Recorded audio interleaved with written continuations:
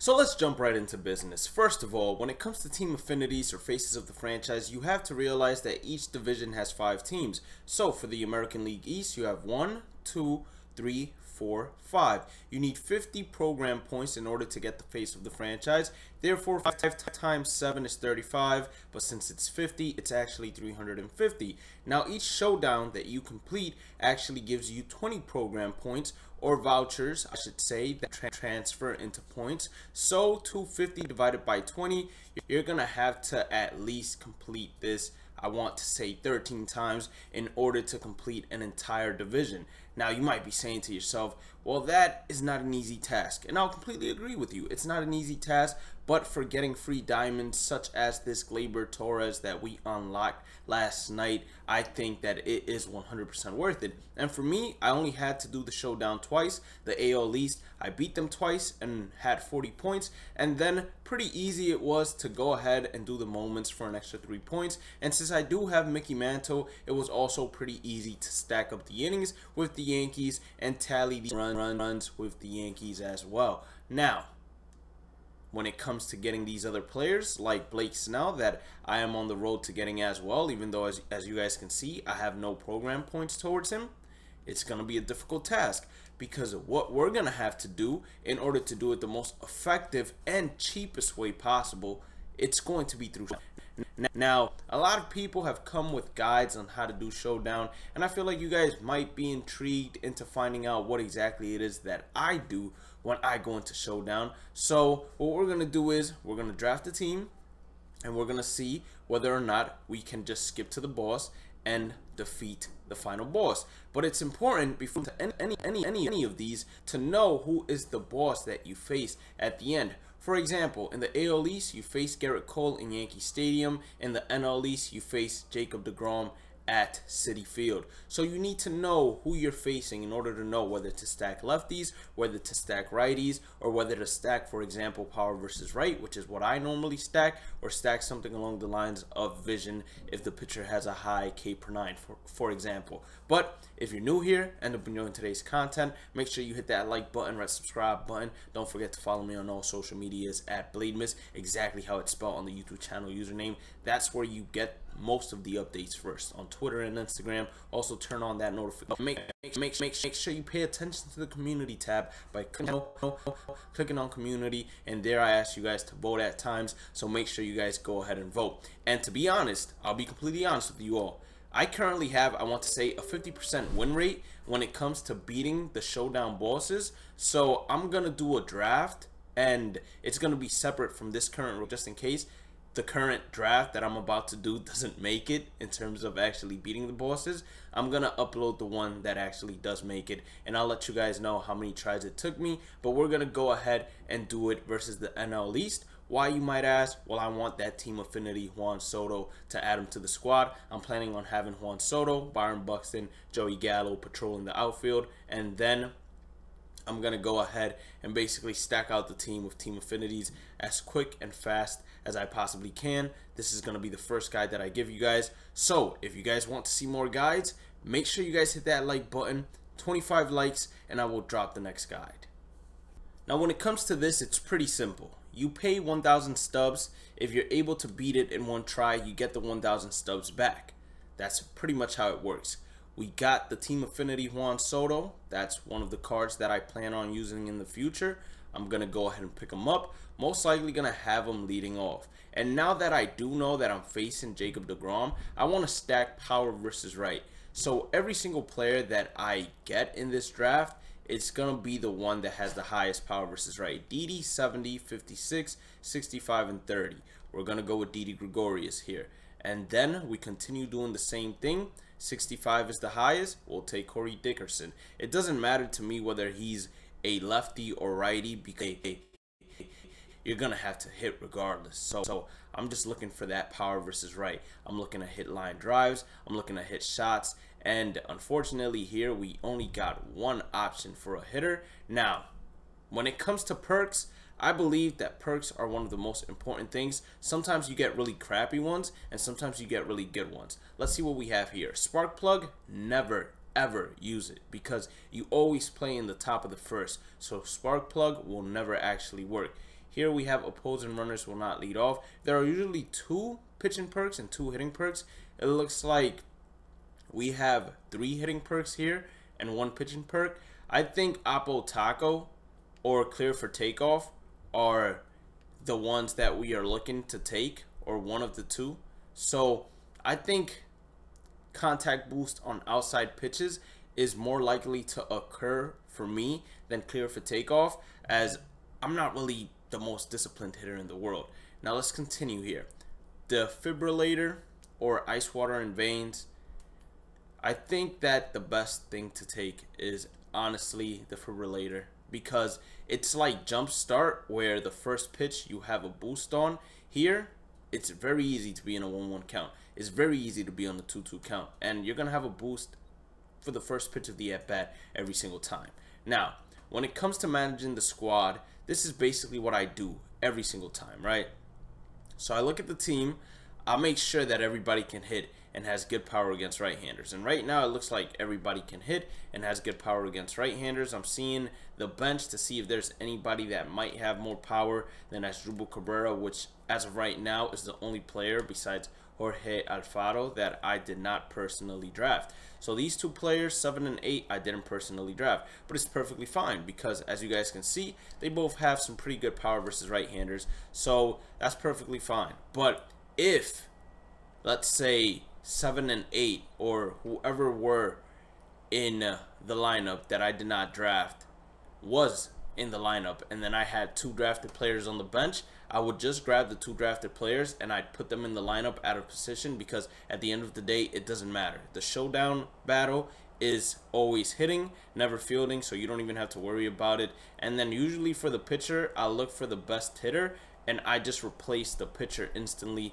in his first at bat. So we're gonna go ahead and mess around with the lineup. I want Juan Soto hitting second. Eric Thames, I want him hitting third. We're going to have Jesus Aguilar cleaning it up, followed by Didi, followed by Corey, followed by Alfaro, followed by Asdrubal. And I'm going to have most likely Charlie come in and hit 8th. So that's what we're rocking with. And the one thing I always do no matter what is I go ahead and skip to the final boss. I feel like if you believe that your skill set is good enough to skip to the final boss, it's what you should do every single time. If for some reason you feel like it is not good enough, or not for some reason, but if you know yourself and you know damn well it's not good enough to just skip to the final boss, then yes, I recommend doing the mini bosses on your way here. But you have to remember, all of these red mini bosses, if you lose, you're gonna have to restart. So you better be paying attention 100% and not watching a movie on the side or anything. But we're gonna hop into this final showdown versus DeGrom, and with 20 outs, with this current lineup that we have, I am very confident we can go ahead and score 16 against him. Alright, so let's start this off. We have a slider, a changeup, and a curveball. Usually your first hitters, you want to take some pitches. Why? Because as you guys can see, he has a lot of energy and his confidence is there. You want to make sure you take away his confidence and his energy as quick as possible, because that makes it a lot easier. I took that strike because I want the active perk, so sometimes you do have to take some strikes because it's important to get your perks working. So 2-1 count, most likely taking this pitch as well to get a 2-2 count here, and that's going to be strike 2. So now we have the active perk once again. We're trying to get a base hit here with Trey Turner. Right down the middle. Absolutely crushed. Perfect. It looks to be catchable though, and that's a little unfortunate, but stuff like that happens.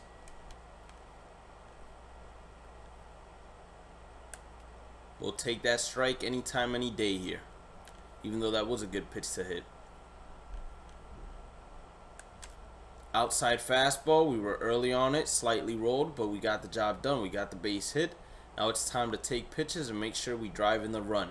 Each time you get someone on base, you have to, and I have to say this with emphasis, you have to be very careful on the base paths. Do not run yourself out of, not an inning, but out of outs. That was right down the pipe. That was such a good slider for me to crush. I should have gotten a little bit underneath it and hit a 2-run home run, but I'm fine with a single. Now, with runners on first and second, I never like swinging at low pitches just because I feel like it's an easy ground ball. That's a great changeup. DeGrom is spotting right now. We have to drive these runners in, although. Let's crush one here. That was crushed, absolutely. Let's go, baby. That's 3 runs. We need to keep this up. We need to keep up the momentum, no matter what.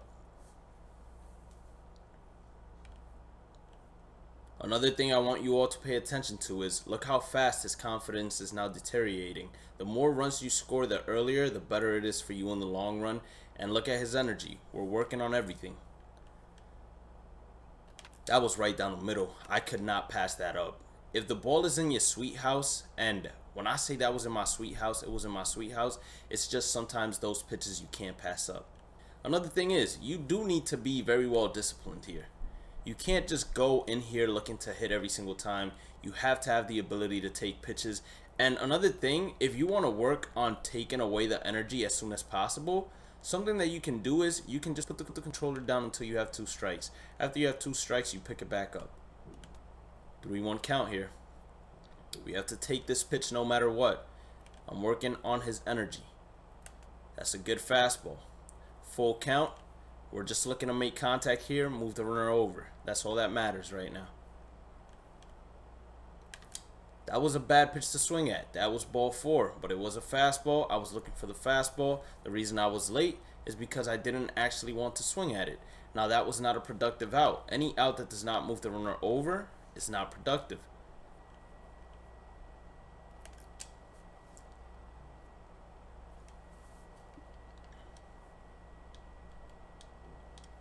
So the pitcher came up to hit, Charlie Culberson. He's going to come off the bench. We struck out previously with Jorge Alfaro. So 2 outs that basically allowed him to regain some confidence. Now we have to make sure we drive in a run here. In this at bat, it's pivotal for us. That was inside the wheelhouse. I should have actually crushed that one. Full count here. Inside slider, I think it had a good opportunity of being a strike. I think it was a strike 100%, and it was a changeup, not a slider. So 3 straight unproductive outs. We can't allow this to keep happening because his confidence will rise. So now, we have to be disciplined still, but if it's inside the wheelhouse, I have to crush it. No excuses. See? You can't chase pitches like that. And I talk to myself, but I feel like it was a good thing that I swung just to get the perks. Outside fastball. Right on the outside corner. 2-2 count. We got both perks working. We have to make good contact here. Full count. Looks like that full count perk might have been a pretty good perk to pick up. Especially stack it twice. Way to fight it off. The more pitches he throws, the better.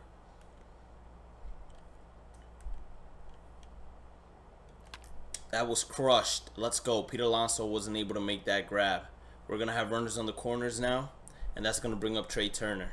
We have him at 37 pitches with 16 outs left. That's pretty good. His energy is still really high, although. Right down the middle, I told you guys, anything inside the wheelhouse, you just can't pass up. We drive in a run, have runners on first and second. Now it's very important we do not hit into a double play with Juan Soto. Now, if you're wondering why it's important we don't hit into a double play, we have our fastest runner on first base. I like that pitch. I'm going to go for it if it's a good pitch on a 2-1 count. Anything low, probably not. I just said anything low, probably not, but that fastball was just too good for me to pass up. With 98 speed, he should score. What are you doing, bro? What was that? What was that? I would have gone crazy. I honestly would have gone crazy right there. I know it's because he would have overran the runner going home, but I would have gone crazy. That's a great pitch, great changeup. I was expecting a fastball. If it was a fastball, I was looking to swing. I was looking to swing. I told you guys. A fastball, that's what I was sitting on. We got that. We have 9 runs currently, I believe. Or is it actually 8? Looks like it's actually 8. 8 runs with 16 outs left. His energy is still there, but his confidence is depleting, which is better for my hitters. That was right down the pipe. Should have sat back. Can't allow ourselves to strike out here. It happens. Okay, so 15 outs, 8 runs. We need to score 8 more. We've scored 8 runs and 5 outs. I usually like taking a little break, calming myself down. We have 51 total pitches, reminding myself, hey, you have to stay disciplined in there. And you need to take advantage of pitches right down the middle. That's obvious. So you take a small break, 30 seconds. You got to text your girlfriend. You text her. You got to throw out the trash. Go throw out the trash real quick. Come back. Sit down. Take a sip of water if you have to. Whatever it is. And then you're back into game mode. See? Discipline. That's ball number 1.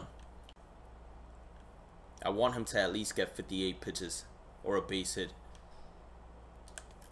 Wow, that changeup really got me. Full count here. Anything inside the strike zone. That's what I'm looking at here. The strike zone fully. That was a changeup. We finally timed it well. It took us a while, I'm not going to lie, to finally learn how to hit his changeup. But we got it. Got ourselves a base hit. Now it's time for Jorge Alfaro to get himself a base hit. We're going to take 2 strikes here. Unless the ball is right there where I have my PCI, we're taking 2 strikes. That's what you don't want to do. I told myself I was taking 2 strikes. Couldn't even listen to my own advice. That's what you don't want to do. Now we cost ourselves 2 outs, and as I said previously, that's why I don't swing at low pitches, especially with a runner on first.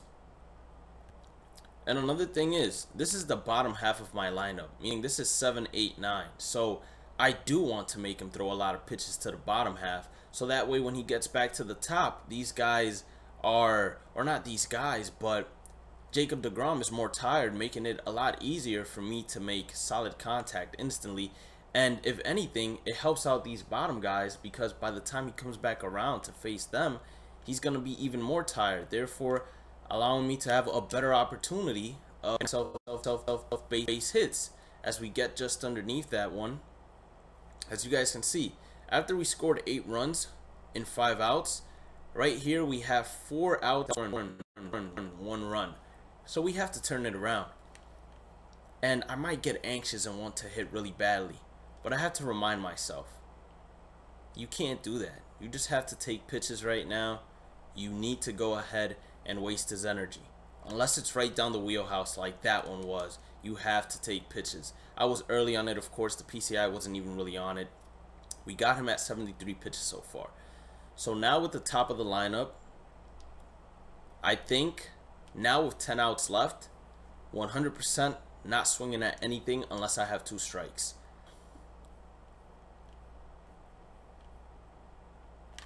Fastball right down the pipe. Should drop in there.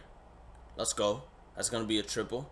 We were late on that fastball. We can't do that. We have to be able to crush that fastball. The good thing is that he dove. He had a bad reaction. And got ourselves a triple out of that. That's the only good thing. But here, once again, I'm taking 2 pitches. Or not 2 pitches. I'm taking until I get 2 strikes. Once I get myself 2 strikes, I become a hitter. That's how you do it, baby.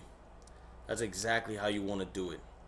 That's going to give us 6 runs with 10 outs remaining. 86 pitches so far. Everything is looking good, which means he's almost going to be running out of energy completely. 3-0 count. You have to put the controller down. You have to. Like, I can't even swing right now. Same thing here. He just walked the previous hitter on 4 pitches. Even if it's a fastball right down the middle, I can't swing. I just can't. 5 straight balls. Full count here. I had to crush that. Please tell me it's gone. With the runner getting all the way to second base, that's what I'm talking about. That's what happens when the pitcher starts running out of energy and he starts running out of confidence. Had to crush that one. It was a high fast inside the strike zone, right where I liked it. We were early on it, but that's perfect because Didi is a pull hitter. He pulled it down the line. I honestly meant to check swing because I remembered You don't swing unless you got 2 strikes. But, of course, I'm stupid.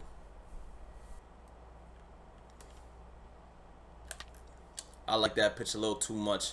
Rosario, please don't gut him out. Thank you. So we got a base hit there.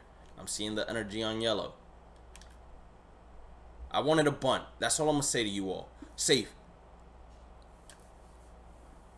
Why couldn't you slide head first? I really wanted to bunt there. I check swung. I probably had a good swing too. Alright. 2 strikes. Unless it comes right down the middle. 7 outs left. We got to score 3. Top of the lineup. We got a man on first.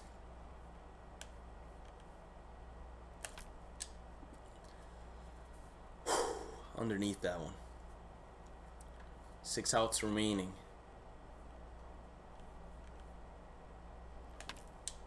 Let's go down the line.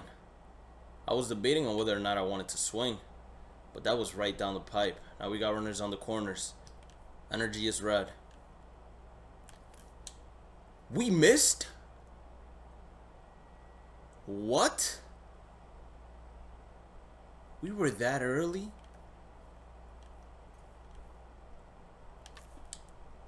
Not again. Not again. 3 outs left to score 2 runs. 3-1 count. We got Corey Dickerson up next. I can't afford to give away an out here. Let's go.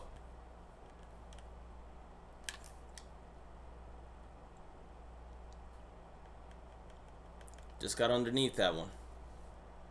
And we have another righty coming up next. So I'm going to look at the bench to see if we have any good lefty that we can bring up to hit. The answer is no. We have no better hitter than Charlie right now against right-handers. So we need to crush the pitch. If it's hittable, we got to crush it. That was it. That was the home run.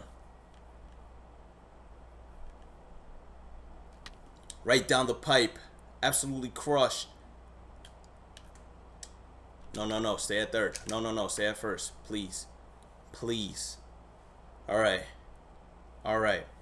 I thought that should have been a home run, honestly. If we can get this run to be walked in with Trey Turner and his speed, we can honestly bunt. Let's go. That's 15-15. Trey Turner up to hit. We're not a hitter until we get 2 strikes. We can't hit a pop-up. Screw that 2 strikes. Screw it. Screw the 2 strikes. Screw it. I said to myself, if it's a fastball, I'm swinging 150% of the way. And guess what we got ourselves? We got our...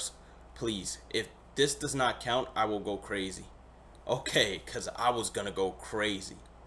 But that's how you do it, baby. Now, yes, I most likely could have scored the 16 runs a lot more efficient if I would have listened to myself and taken the 2 strikes. But I'm just taking you guys through a realistic run and what goes through my head. So I don't always listen to myself and play exactly how you guys saw me play. Sometimes I'm just over aggressive. And you can't do that. Especially if you plan on having a 100% win rate. You have to take pitches. You have to work the pitch count. You have to get the energy as low as possible. And you need to work down the confidence. No matter what.